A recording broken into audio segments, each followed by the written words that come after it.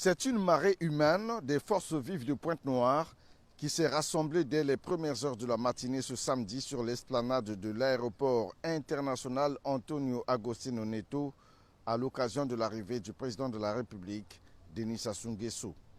Une forte mobilisation à la dimension de l'événement qui illustre l'engagement des Pontenégrins à réserver un accueil chaleureux au chef de l'État.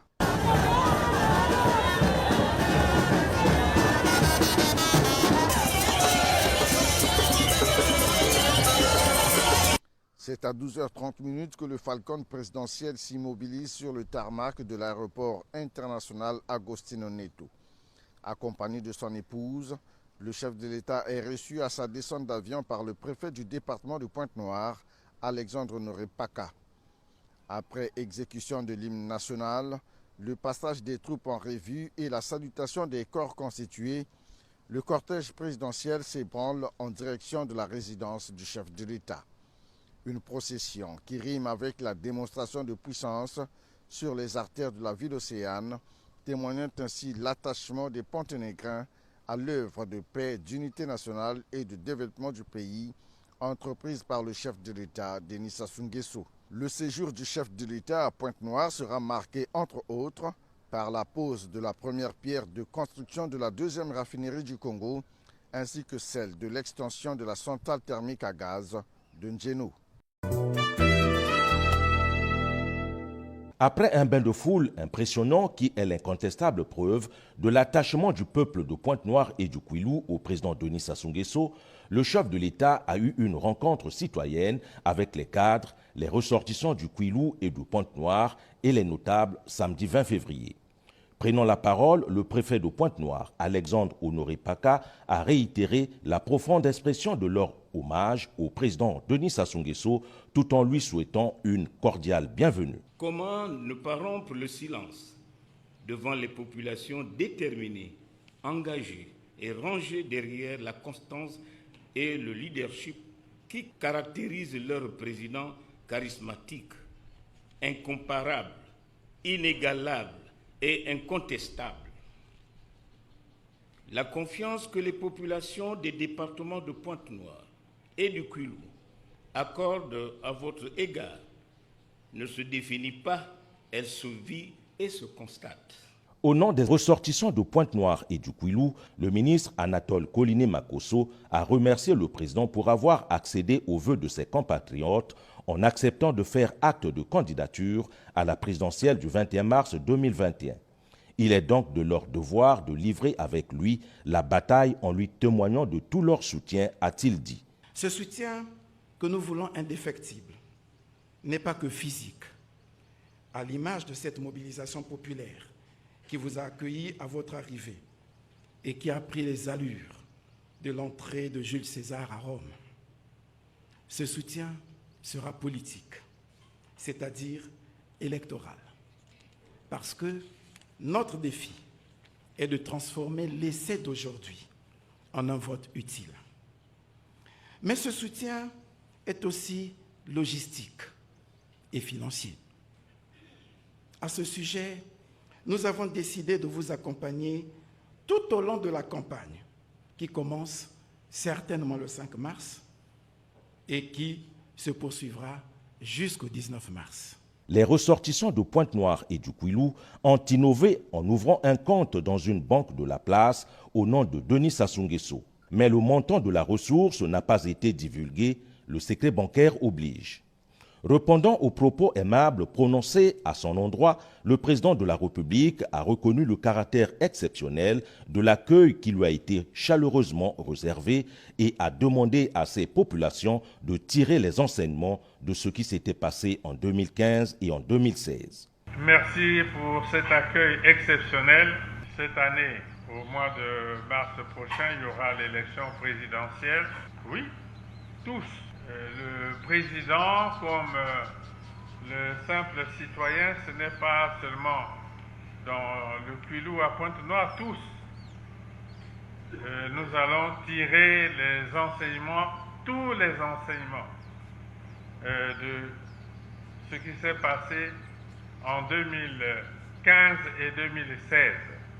Mais l'enseignement le plus important que nous devons retenir, c'est le fait que pour notre pays, rien, absolument rien, ne pourra se faire à l'avenir si nous ne préservons pas la paix toujours, la paix, parce que sans la paix, il n'y aura jamais de développement, et donc c'est l'enseignement principal. Avant de recevoir les multiples présents du terroir, Denis Sassou Nguesso a fait une annonce qui a suscité les applaudissements de l'assistance, notamment celle de lancer sa campagne à Pointe-Noire et dans le Kouilou, comme ce fut le cas en 2016. Recevoir le père de toute une nation, c'est une bonne chose, et de pouvoir l'écouter. Ce que j'ai retenu, c'est que M. le Président tient toujours aux valeurs de paix, demande à ce que il a toujours eu confiance au Kouilou et Pointe-Noire, et que le Kouilou a toujours préservé les valeurs de paix. Et il réitère encore ses propos en disant que nous devons garder ces valeurs de paix. Et il a toujours cru au Kouilou et à Pointe-Noire, parce que le Kouilou ne l'a jamais déçu. On peut retenir une chose fondamentale, c'est l'adhésion totale du peuple du Kouilou et du peuple de Pointe-Noire. Toutes tendances confondues. Vous savez, dans la vie, on peut se tromper une fois, mais on ne peut pas se tromper tout le temps. Et c'est au fond de tout ça que le président a suivi, a entendu et a vu. Et que nous aussi qui sommes originaires du Kouilou et de Pointe-Noire, nous avons dit et nous allons faire. Et cela est aussi fondamental. Ce n'est pas une vue de l'esprit, mais véritablement très important. Et je crois que tout le monde a bien compris. Et le président, dans sa justesse et dans une symbolique, a fait comprendre certaines choses. Et je crois que c'est ça qui est le plus important. Et les riches, est-ce que vous pouvez un peu circonscrire? Parce qu'on n'aura pas assez le temps pour pouvoir développer. Mais je note au passage que c'est un moment fort. C'est un moment fort dans les rencontres qu'il y a eu jusque-là avec le président de la République. Jamais il y a eu une forte mobilisation. Forte mobilisation, je dis bien, depuis l'aéroport jusqu'à sa résidence à la côte sauvage.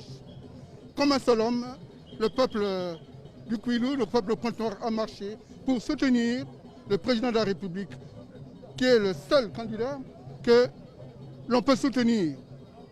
Ah oui, je crois que ça vaut le cas de le dire.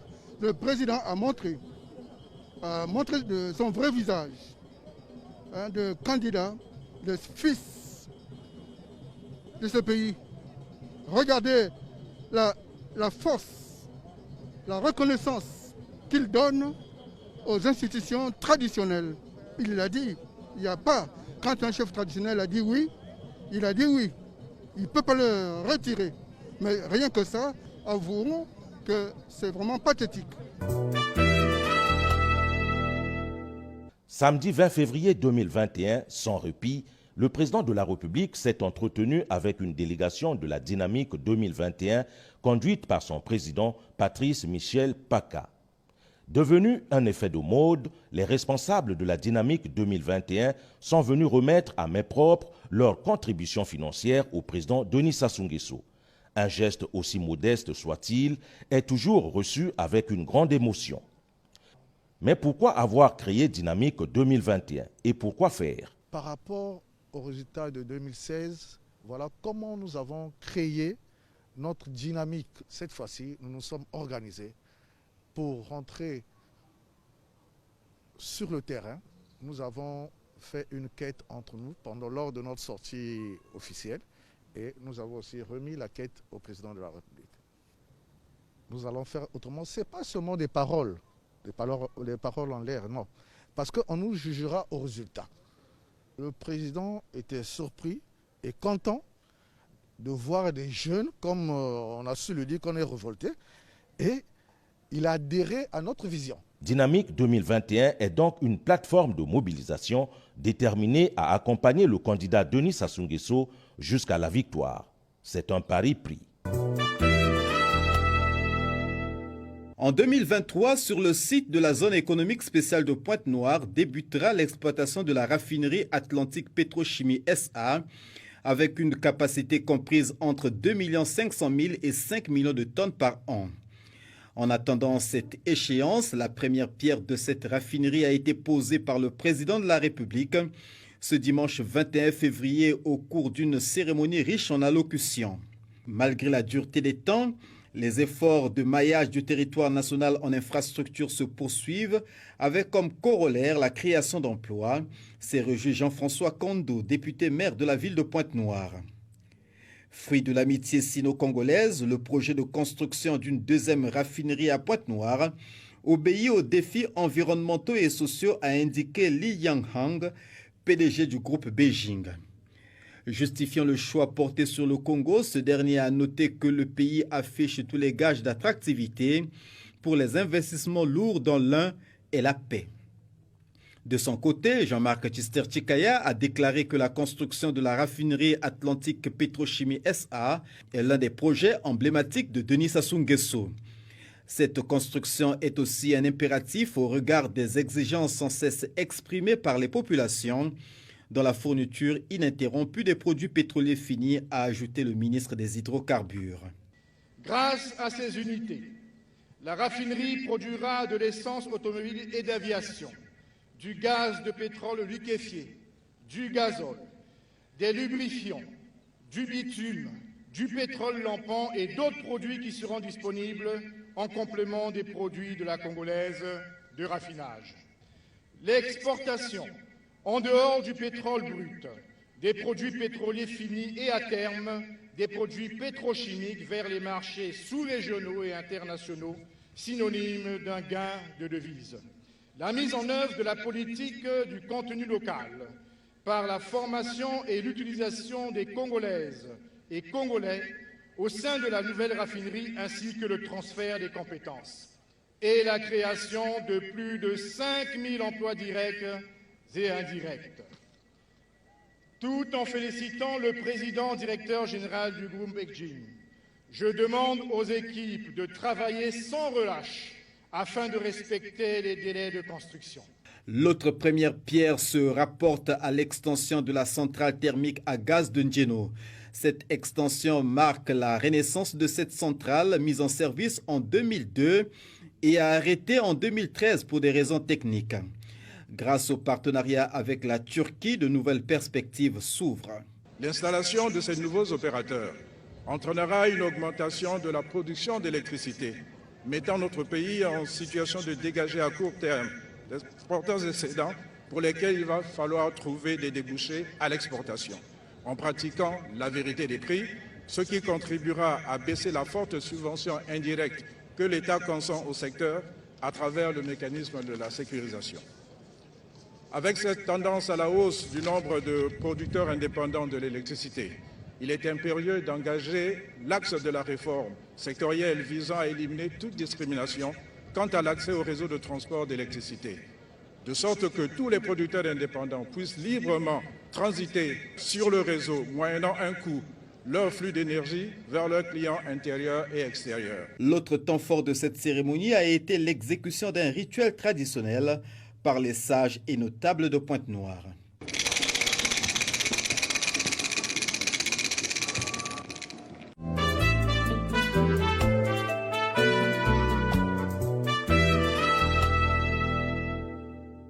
Le président togolais a effectué ce jeudi 18 février 2021 une visite amicale de quelques heures à Brazzaville. Faure Gnassingbé a été accueilli à l'aéroport international Maya Maya par son homologue congolais Denis Sassou Nguesso. Après de brefs échanges au salon d'honneur du dit aéroport, les deux personnalités se sont rendues à la résidence du plateau pour un tête-à-tête de plus d'1 heure. Faure Gnassingbé et Denis Sassou Nguesso ont procédé à cette occasion à un large tour d'horizon sur les questions de coopération bilatérale. Coopération bilatérale dont le cadre juridique récent tourne autour des accords d'août 2020 signés à Lomé entre la République du Togo et la République du Congo. L'un de ces accords porte sur l'exemption réciproque de visas diplomatiques et de services. Ce tête-à-tête qui intervient après le sommet virtuel des chefs d'État et de gouvernement de l'Union africaine a permis aux deux dirigeants de saluer les avancées réalisées sur le plan international dans la riposte contre le Covid-19 et la progressive généralisation du vaccin à tous les peuples du monde. La présente visite du président Faure Gnassingbé fait suite à celle effectuée par ce dernier en août 2020 à Oyo dans le département de la Cuvette. C'est en début de soirée que le chef de l'État togolais a regagné Lomé, la capitale de son pays.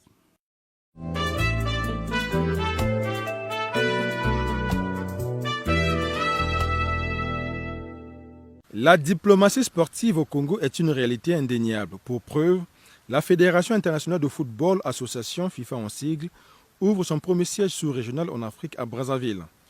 Gianni Infantino, président de cette institution sportive mondiale qui séjourne dans la capitale depuis le 19 février dernier, l'a fait savoir au chef de l'État, Denis Sassou Nguesso, ce samedi 20 février 2021, au pavillon présidentiel de l'aéroport international Maya Maya.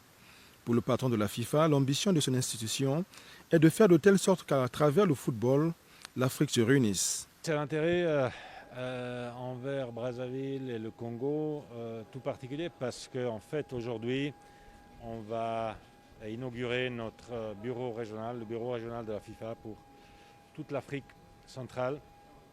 Donc c'est une journée importante, c'est important d'être ici. J'ai pu remercier le président aussi de sa collaboration, de son engagement pour les jeunes, pour le football. Et je suis très heureux qu'on puisse ouvrir aujourd'hui et inaugurer ce bureau qui va faire en sorte que la FIFA, le football africain et toute cette région qui donne tant de talent au football mondial puissent être vraiment réunis.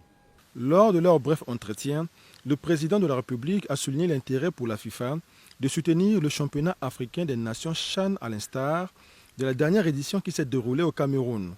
Une démarche qui est bien appréciée par le patron du football mondial, Gianni Infantino. Il faut qu'on s'engage tous ensemble à soutenir le football local, à soutenir la formation des talents en Afrique et à soutenir pas seulement la formation des talents, mais aussi que les talents puissent rester en Afrique. Ça, c'est notre responsabilité, c'est notre tâche de tous les administrateurs du football, que ce soit au niveau FIFA, au niveau CAF, au niveau de la zone, au niveau des pays et au niveau des gouvernements. Il faut qu'on mette en place des structures, il faut qu'on mette en place des compétitions, des académies pour faire en sorte qu'on forme des joueurs, mais aussi que les joueurs puissent rester ici et briller dans les compétitions africaines. Par la même occasion, le président de la FIFA a remis au chef de l'État un fanion accompagné d'un maillot estampillé Denis Sassou Nguesso numéro 10, d'un ballon et d'un pins qui symbolise le lien entre le Congo et la FIFA. Luanda, la capitale angolaise, abritera le 27 février prochain un sommet extraordinaire des chefs d'État et de gouvernement de la Conférence internationale pour la région des Grands Lacs CIRGEL et de la Communauté économique des États de l'Afrique centrale CEAC. En prélude à cette rencontre, Gilberto da Piedade Verissimo, président de la commission de la CEAC basée à Libreville au Gabon, a effectué ce vendredi 19 février 2021 le déplacement de Brazzaville pour faire le point des préparatifs de cette rencontre de Luanda avec le chef de l'État, Denis Sassou Nguesso, président en exercice de la CEAC. Prochainement, le 27 février, il aura à Luanda une conférence de chefs d'État de la CIRGEL, Conférence internationale région de Grand Lac, et la CSC. Et donc, j'ai venu à préparer ce sommet.